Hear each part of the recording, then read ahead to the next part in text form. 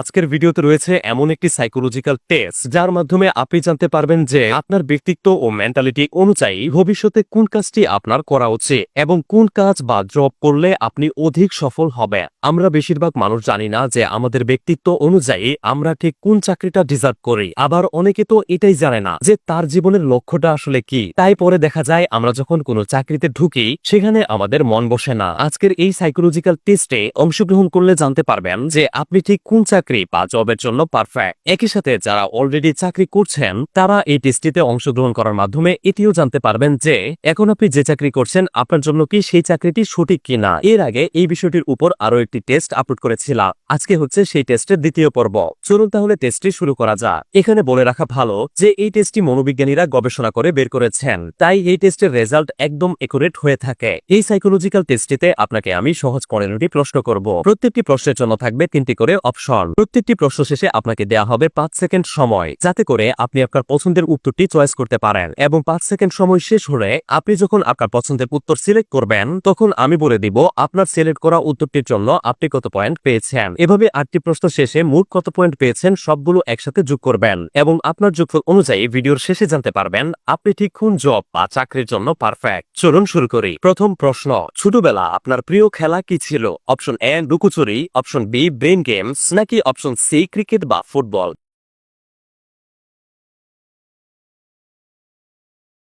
যদি আপনি প্রথম অপশনটি চয়েস করে থাকেন তাহলে আপনি পেয়েছেন 3 পয়েন্ট। যদি আপনি দ্বিতীয় অপশনটি চয়েস করে থাকেন তাহলে আপনি পেয়েছেন 2 পয়েন্ট। যদি আপনি তৃতীয় অপশনটি চয়েস করে থাকেন তাহলে আপনি পেয়েছেন 1 পয়েন্ট। দ্বিতীয় প্রশ্ন, আপনার পছন্দের মুভির ধরন কোনটি? Option A thriller, option B art film বা রোমান্টিক ড্রামা, নাকি অপশন সি সায়েন্স ফিকশন বা ডকুমেন্টারি।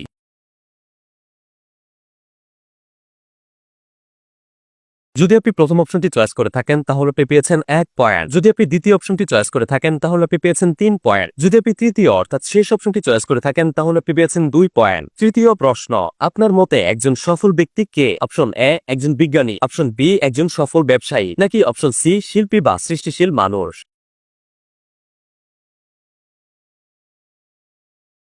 যদি আপনি প্রথম অপশনটি চয়েস করে থাকেন তাহলে আপনি পেয়েছেন 2 পয়েন্ট। যদি আপনি দ্বিতীয় অপশনটি চয়েস করে থাকেন তাহলে আপনি পেয়েছেন 1 পয়েন্ট। যদি আপনি তৃতীয় অপশনটি চয়েস করে থাকেন তাহলে আপনি পেয়েছেন 3 পয়েন্ট। চতুর্থ প্রশ্ন, যদি আপনি টাইম ট্রাভেল করতে পারেন তবে আপনি কোথায় যেতে চান? অপশন এ অতীতের শিল্পযুগ, অপশন বি অতীতের প্রযুক্তিতে, নাকি অপশন সি কোথাও যেতে চান না, যেখানে রয়েছেন সেখানেই আপনি ভালো আছেন।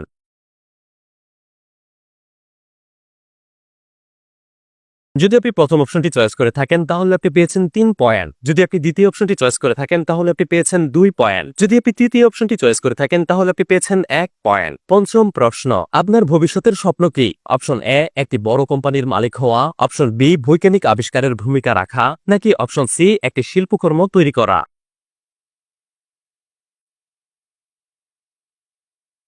যদি আপনি প্রথম অপশনটি চয়েস করে থাকেন তাহলে আপনি পেয়েছেন 1 পয়েন্ট। যদি আপনি দ্বিতীয় অপশনটি চয়েস করে থাকেন তাহলে আপনি পেয়েছেন 2 পয়েন্ট। যদি আপনি তৃতীয় অপশনটি চয়েস করে থাকেন তাহলে আপনি পেয়েছেন 3 পয়েন্ট। ষষ্ঠ প্রশ্ন, আপনার মতে সবচেয়ে জনপ্রিয় দক্ষতা কোনটি? অপশন এ সৃজনশীলতা, অপশন বি সমস্যা সমাধানের দক্ষতা, নাকি অপশন সি নেতৃত্ব বা পরিচালনার ক্ষমতা।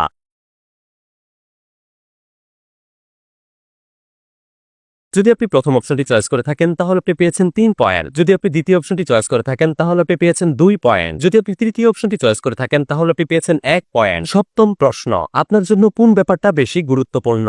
অপশন এ ব্যক্তিগত স্বাধীনতা, অপশন বি জ্ঞান এবং দক্ষতা অর্জন করা, নাকি অপশন সি আর্থিক স্থিতিশীলতা এবং সফলতা।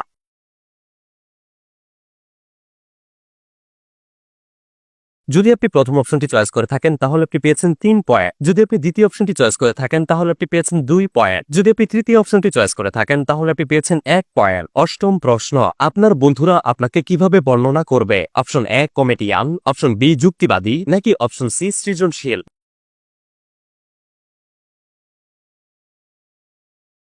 যদি আপনি প্রথম অপশনটি চয়েস করে থাকেন তাহলে আপনি পেয়েছেন 2 পয়েন্ট। যদি আপনি দ্বিতীয় অপশনটি চয়েস করে থাকেন তাহলে আপনি পেয়েছেন 3 পয়েন্ট। যদি আপনি তৃতীয় অপশনটি চয়েস করে থাকেন তাহলে আপনি পেয়েছেন 1 পয়েন্ট। নবম প্রশ্ন, যদি আপনার কোনো একটা কাজ পছন্দ না হয় তাহলে আপনি কি করবেন? অপশন এ কাজটা বন্ধ করে দিবেন, অপশন বি কাজটাকে মজাদার করে তুলবেন, নাকি অপশন সি বিরক্তি নিয়ে কাজ করবেন।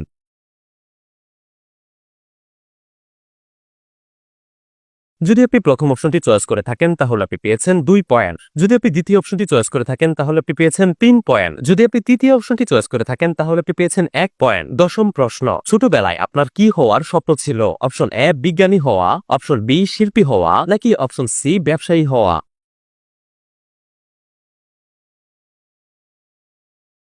যদি আপনি প্রথম অপশনটি চয়েস করে থাকেন তাহলে আপনি পেয়েছেন 2 পয়েন্ট। যদি আপনি তৃতীয় অপশনটি চয়েস করে থাকেন তাহলে আপনি পেয়েছেন 3 পয়েন্ট। যদি আপনি তৃতীয় অপশনটি চয়েস করে থাকেন তাহলে আপনি পেয়েছেন 1 পয়েন্ট। একাদশ প্রশ্ন, এগুলোর মধ্যে আপনার পছন্দের বিষয় কি? অপশন এ প্রযুক্তি, অপশন বি ঐতিহ্য, নাকি অপশন সি অর্থনীতি?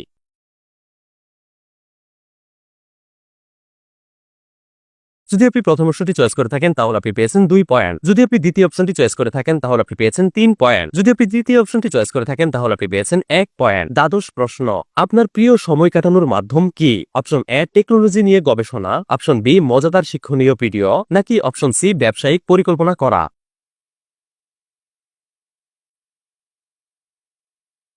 যদি আপনি প্রথম অপশনটি চয়েস করে থাকেন তাহলে আপনি পেয়েছেন 2 পয়েন্ট। যদি আপনি দ্বিতীয় অপশনটি চয়েস করে থাকেন তাহলে আপনি পেয়েছেন 3 পয়েন্ট। যদি আপনি তৃতীয় অপশনটি চয়েস করে থাকেন তাহলে আপনি পেয়েছেন 1 পয়েন্ট। ত্রয়োদশ প্রশ্ন, আপনার সবচেয়ে বড় শক্তি কি? অপশন এ সৃজনশীল দৃষ্টিভঙ্গি, অপশন বি সিদ্ধান্ত নেয়ার ক্ষমতা, নাকি অপশন সি বিশ্লেষণাত্মক ক্ষমতা?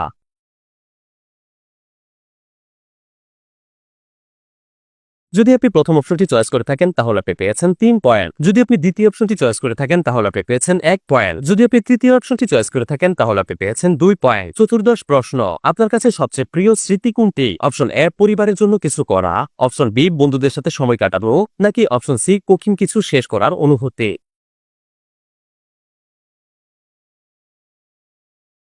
যদি আপনি প্রথম অপশনটি চয়েস করে থাকেন তাহলে আপনি পেয়েছেন 1 পয়েন্ট। যদি আপনি দ্বিতীয় অপশনটি চয়েস করে থাকেন তাহলে আপনি পেয়েছেন 3 পয়েন্ট। যদি আপনি তৃতীয় অপশনটি চয়েস করে থাকেন তাহলে আপনি পেয়েছেন 2 পয়েন্ট। পঞ্চদশ প্রশ্ন, আপনার কাছে যদি নিজের ইচ্ছামতো সময় কাটানোর জন্য একটি দিন থাকে, সেদিনটাতে আপনি কি করবেন? অপশন এ নতুন কিছু শিখবেন, অপশন বি পছন্দের কাজ করবেন, নাকি অপশন সি হাতের কাজ শেষ করবেন?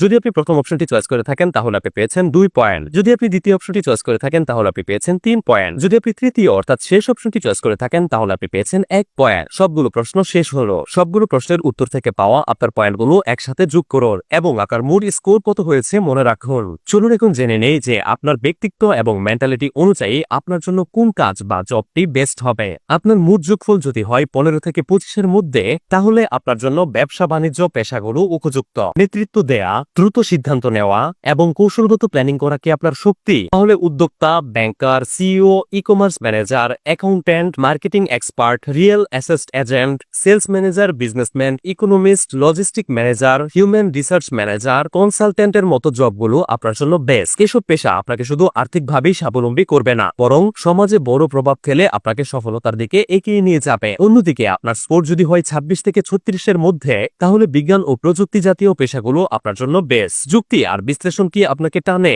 নতুন জিনিস জানতে ও শিখতে কৌতূহল অনেক বেশি? তাহলে ডাক্তার, ইঞ্জিনিয়ার, বিজ্ঞানী, অ্যাস্ট্রোনট, ডাটা সায়েন্টিস্ট, আইটি বিশেষজ্ঞ, cyber security expert, genetic engineer, পরিবেশ বিজ্ঞানী, robotics engineer, architect, biomedical engineer, software developer, chemist বা ফার্মাসিস্টের মতো পেশাগুলো আপনাদের জন্য। এই পেশাগুলো কেবল ভবিষ্যৎ গড়ে তোলে না, বরং সমাজের উন্নয়নেও গুরুত্বপূর্ণ অবদান রাখে। যদি আপনার যোগফল হয় 37 থেকে 45 মধ্যে, তাহলে আপনার জন্য শিল্প এবং ক্রিয়েটিভ মানে সৃজনশীল কাজগুলো একেবারেই পারফেক্ট। আপনি কি নতুন কিছু তৈরি করতে ভালোবাসেন? কল্পনার জগতে ডুবে থাকতে কি আপনার ভালো লাগে? তাহলে চিত্রশিল্পী, লেখক, গায়ক, নৃত্যশিল্পী, ডিরেক্টর মানে পরিচালক, photographer, fashion designer, graphics designer, interior designer, actor বা অ্যাক্ট্রেস, ক্রিয়েটিভ অ্যাডভার্টাইজার, ইউটিউবার বা যে কোনো কন্টেন্ট ক্রিয়েটরের মতো পেশাগুলো আপনাদের জন্য।